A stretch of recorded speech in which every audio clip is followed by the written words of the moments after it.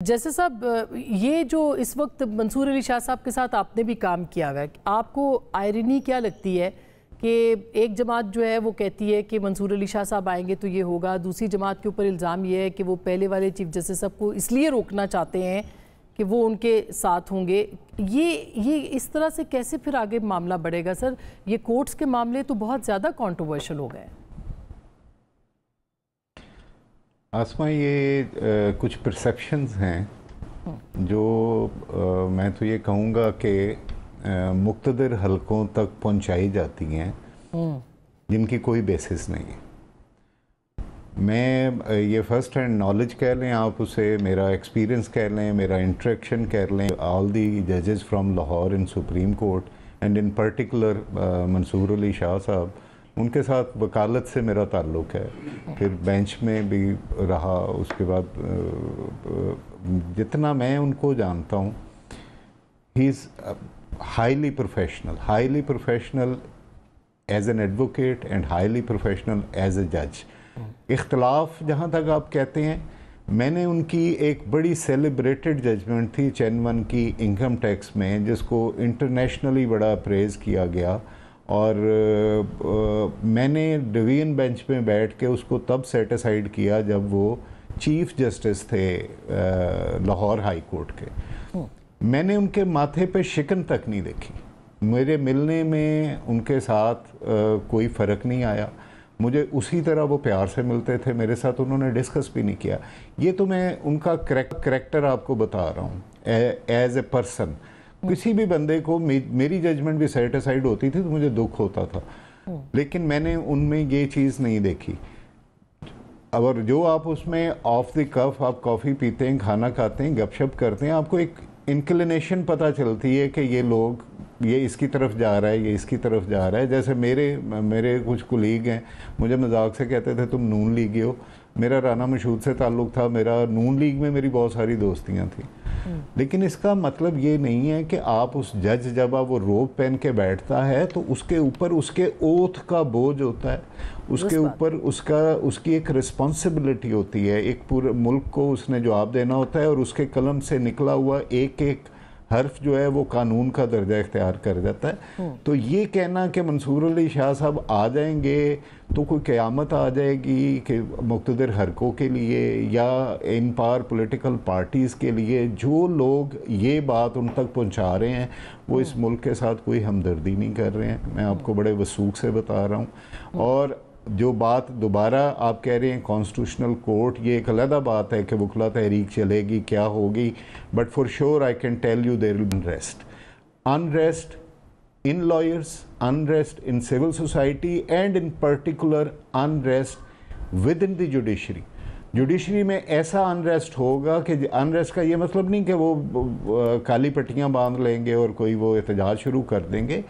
आप उनमें वो कॉन्फिडेंस ही नहीं देखेंगे, आप उनमें वो परसुएट ही नहीं देखेंगे टू डिस्पेंस जस्टिस।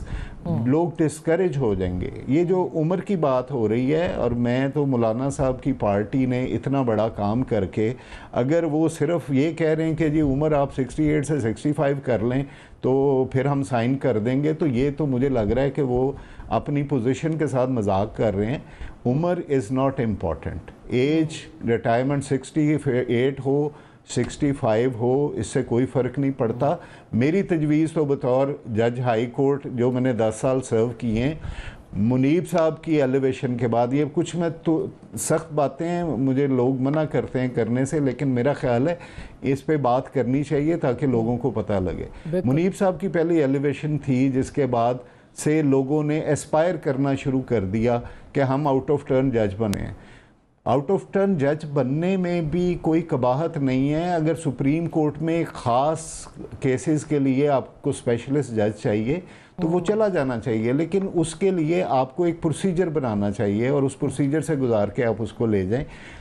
अब एक हमारी जो सीनियर लोग जो सुप्रीम कोर्ट जा सकते थे, उसमें एक अजीब सी मैंने टेंशन देखी, एक मुनाफकत क्रिएट हो गई, एक हेट्रेड क्रिएट हो गई, एक सियासत क्रिएट हो गई जिसको कि ख़त्म होना चाहिए। मेरी तो तजवीज़ ये है कि आपकी हाई कोर्ट और सुप्रीम कोर्ट और मैं तो बिल्कुल मैं तो नाम भी नहीं लेना चाहता इसका कॉन्स्टिट्यूशनल कोड का कि उसका वजूद होना चाहिए। ये मुल्क के लिए डिज़ास्टर होगा अगर ये वाला आपने कोर्ट बनाया। तो इन सब की एक एज करें ताकि जो हाई कोर्ट में बैठा है वो इसलिए सुप्रीम कोर्ट जाने की कोशिश और अपनी लोगों को, पॉलिटिकल लोगों को मिले, दूसरे लोगों को मिले कि मुझे 3 साल मिल जाएंगे वहाँ जाके। भाई एक जज अगर उसकी ह्यूमनली कैपेबिलिटी है to work till a certain age, then he should work in all the constitutional courts, और ये सारी तगो-दो भाग दौड़ ख़त्म हो जाएगी कि हाई कोर्ट के जज सुप्रीम कोर्ट 3 साल बढ़ाने के लिए जाएं, या सुप्रीम कोर्ट का जज फिर कॉन्स्टिट्यूशनल कोर्ट जाए कि मेरी 68 हो जाए, और फिर आप उसको टर्म कर दें कि ये बिल्कुल ये मेरा ख्याल है यही कॉन्सेप्ट भी है कि जब आप चीज़ों को ड्राफ्ट को पेश करते हैं उस पर मीडिया पे बहस होती है, बात होती है। जी आप कर ले, फिर मैं बात करूं बाकी। जी मैं यही कह रहा हूं कि आप कॉन्स्टिट्यूशन को अमेंड करना जा रहे हैं, आप फायर फाइटिंग नहीं कर रहे हैं। exactly. ये इस तरह कर रहे हैं सारी अमेंडमेंट्स के, ये कोई फायर फाइटिंग कर रहे हैं कि अक्टूबर के महीने में कोई ऐसा काम हो जाना है कि जिसके बाद पूरी एग्जिस्टेंस ही पूरी इस हुकूमत की और पॉलिटिकल पार्टीज़ की जो है वो दाव पे लग जाएगी। तो इसको फ़ौरन ये वाला काम कर दें। खुदारा इस मुल्क पे रहम करें। मैंने पहले भी कहा है कि आप अपनी 5 साल की हुकूमत के टेन्योर के लिए अगर कोई ऐसा काम कर जाएंगे तो ये मुल्क 50 साल तक इन चीज़ों को भुगतना रहेगा। बिल्कुल एजम्पशन के ऊपर महज आपको मुल्क पे मेहरबानी करें, जुडिशरी को इंस्टीट्यूशन बनने दें। मैं ये इस बात पे जोर देता हूँ